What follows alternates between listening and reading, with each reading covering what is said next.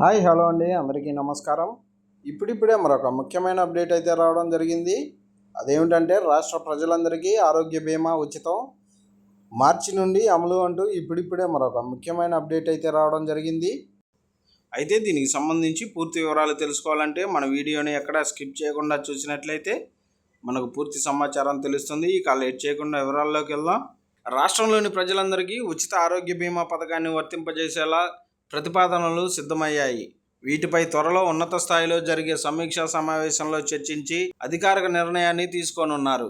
ఇందుకు అనుగుణంగా ఉమ్మడి శ్రీకాకుళం జిల్లా నుంచి కృష్ణా జిల్లా వరకు ఒక యూనిట్, గుంటూరు నుంచి రాయలసీమ జిల్లాల వరకు మరో యూనిట్గా గుర్తించి టెండరు పిలవబోతున్నారు. ఎన్టీఆర్ వైద్య సేవా ట్రస్ట్ కింద ఏడాదికి 25 లక్షల విలువైన చికిత్సలను ఉచితంగా ప్రస్తుతం అందిస్తున్నారు.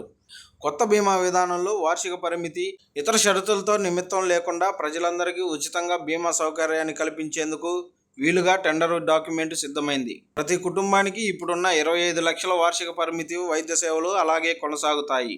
అయితే ఏడాదికి 2.5 లక్షల వైద్య సేవలు ఉచితంగా అందించేలా టెండర్ పిలుస్తారు. ఆ పైన చికిత్సకు అయ్యే ఖర్చును ఎన్టీఆర్ వైద్య సేవా ట్రస్ట్ భరిస్తుంది. దీనినే హైబ్రిడ్ విధానంగా పేర్కొంటున్నారు. ప్రస్తుతం ఏడాదికి 2.5 లక్షల లోపు అయ్యే చికిత్సలు పొందేవారి సంఖ్య రాష్ట్రంలో 97% వరకు ఉంది. సీఎం చంద్రబాబు స్థాయిలో నిర్ణయం జరిగిన అనంతరం ఈ ఏడాది ఏప్రిల్ లేదా మే నుంచి బీమా విధానం అమల్లోకి వచ్చే అవకాశం ఉంది. ప్రజలందరికీ ఉచిత ఆరోగ్య బీమా కల్పనపై ఉన్నత స్థాయి సమీక్షా సమావేశంలో ప్రధానంగా చర్చ జరగనుంది. ఆ మేరకు ప్రతిపాదనలో కొన్ని మార్పులు చేర్పులు చేయనున్నారు.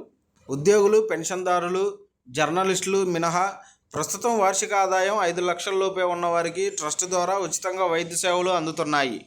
ఈ పరిధిలో 1.40 కోట్ల కుటుంబాలు ఉన్నాయి. రాష్ట్ర ప్రభుత్వ ఉద్యోగులు, పెన్షనర్లు కలిపి 8.5 లక్షల మంది ఉన్నారు. బీమా పథకం కింద ఏడాదికి ఒక్కో ఉద్యోగి, పెన్షనర్ సుమారు 7,000 వరకు చెల్లిస్తున్నారు. జర్నలిస్టులు కూడా ప్రీమియాన్ని చెల్లిస్తున్నారు. ప్రీమియం చెల్లించే జాబితాలో ఉన్న వారికి మినహాయించి మిగిలిన వారందరికీ బీమా విధానాన్ని వర్తింపజేసేందుకు వీలుగా ప్రతిపాదనలు సిద్ధం చేశారు. నిర్దేశించిన 2 యూనిట్లకు కలిపి ఒక టెండర్ పిలుస్తారు. తక్కువ మొత్తాన్ని కోట్ చేసి L1గా ప్రైవేట్ కంపెనీ వస్తే అదే ధరకు సేవలు అందించేందుకు వీలుగా ప్రభుత్వ రంగ సంస్థను ఆహ్వానిస్తారు. దీనికి ప్రభుత్వ రంగ సంస్థ ఆమోదం తెలిపితే మరో యూనిట్ బాధ్యత అప్పగిస్తారు. ఒకవేళ ప్రభుత్వ రంగ సంస్థనే L1గా వస్తే 2 యూనిట్ల బాధ్యతను అప్పగిస్తారు. ప్రభుత్వ సంస్థ ద్వారా సేవలు కొనసాగించేలా చేయాలన్నది ప్రభుత్వ ఉద్దేశం. 3 నెలలకోసారి ముందుగానే చెల్లింపులు. ప్రస్తుతం ట్రస్ట్ ద్వారా రోగి చికిత్సకు ముందస్తు అనుమతి లభించేందుకు 24 గంటల వరకు సమయం పడుతుంది. బీమా విధానంలోనే 6 గంటల్లోనే చికిత్స ప్రారంభ అనుమతి లభిస్తుంది. చికిత్సకు ఆమోదం తెలిపేందుకు బీమా సంస్థ నిరాకరిస్తే వెంటనే అప్పీలు చేసుకునే వెసులుబాటును కల్పిస్తారు. ఈ విధానంలో ప్రభుత్వానికి ఎక్కువ అధికారాలు ఉంటాయి. ఎంపిక చేసిన బీమా కంపెనీ 3 ఏళ్ల పాటు సర్వీస్ అందించాలి.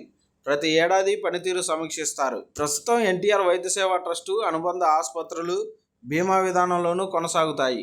వైద్య మిత్రాల సేవలను కొనసాగిస్తారు.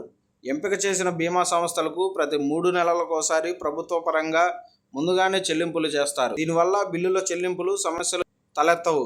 రోగులకు అందించిన చికిత్సా వివరాలు అందిన తర్వాత బీమా సంస్థలు సాధ్యమైనంత త్వరగా చెల్లింపులు చేసేలా నిర్దేశిత గడువును కూడా టెండరు డాక్యుమెంట్లో పొందుపరుస్తారు. ప్రస్తుతం 30 రకాల స్పెషాలిటీలతో కలిపి 3,257 రకాల చికిత్సలు అందుబాటులో ఉన్నాయి.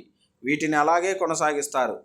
ప్రధానమంత్రి జన ఆరోగ్య యోజన కింద అందే 1,949 రకాల చికిత్సలు ఇందులో ఉన్నాయి. బీమా ప్రీమియం కింద ప్రభుత్వం చెల్లించే మొత్తం కంటే తక్కువగా ఖర్చు అయితే అందులో నిర్వహణ వ్యయ మొత్తాన్ని కంపెనీలు మినహాయించుకొని మిగిలిన దానిని వెనక్కి ఇచ్చేయాలి. ఎక్కువైతే మాత్రం బీమా కంపెనీ భరించాలన్న విధంగా ప్రతిపాదనలు సిద్ధమయ్యాయి.